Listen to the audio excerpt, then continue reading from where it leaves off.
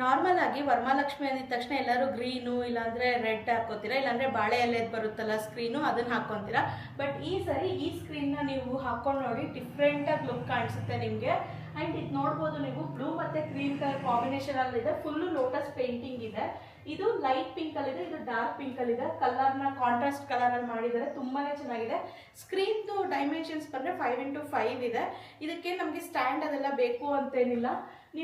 ನೀವು ಇಲ್ಲಿ ನೋಡಿದ್ರೆ ಈ ಸ್ಟಿಕ್ಕರ್ ಯೂಸ್ ಮಾಡಿಬಿಟ್ಟು ಪಿನ್ ಹಾಕಿದ್ದೀನಿ. ಇಷ್ಟು ಮಾತ್ರ ಮಾಡಿದ್ರೆ ಸಾಕು. ಈ ಸ್ಕ್ರೀನ್ ಹಿಂಗೆ ನಿಲ್ಲುತ್ತೆ. ಸ್ವಲ್ಪ ಐರನಿಂಗ್ ಮಾಡ್ಕೊಳ್ಳಿ ನೀವು ಹಾಕಬೇಕಾದ್ರೆ. ತುಂಬ ಚೆನ್ನಾಗಿದೆ, ಕ್ವಾಲಿಟಿನೂ ಅಷ್ಟೇ ತುಂಬ ಚೆನ್ನಾಗಿದೆ. ಈ ಒಂದಕ್ಕೆಲ್ಲ ಡಿಫ್ರೆಂಟ್ ಬ್ಯಾಕ್ಗ್ರೌಂಡ್ಸ್ ಇದನ್ನು ಯೂಸ್ ಮಾಡ್ಕೋಬೋದು. ನಾನು ವಿಡಿಯೋ ಶೂಟ್ಗೆಲ್ಲ ಯೂಸ್ ಮಾಡ್ಕೊಳ್ಳೋಣ ಈ ಬ್ಯಾಕ್ಗ್ರೌಂಡ್ನ ಅಂತ ಅನ್ಕೊತಾ ಇದ್ದೀನಿ. ತುಂಬಾ ಚೆನ್ನಾಗಿದೆ. ನನಗೆ ಡಿಸೈನ್ ಮಾತ್ರ ತುಂಬ ಇಷ್ಟ ಆಯಿತು. ಹಿಂದಿನ ಸರಿ ಸ್ಕ್ರೀನ್ಗೆ ತುಂಬ ಜಾಸ್ತಿ ಪೇ ಮಾಡಿಬಿಟ್ಟಿದ್ದೆ ನಾನು ಲೋಕಲ್ ಸ್ಟೋರ್ಸಲ್ಲಿ.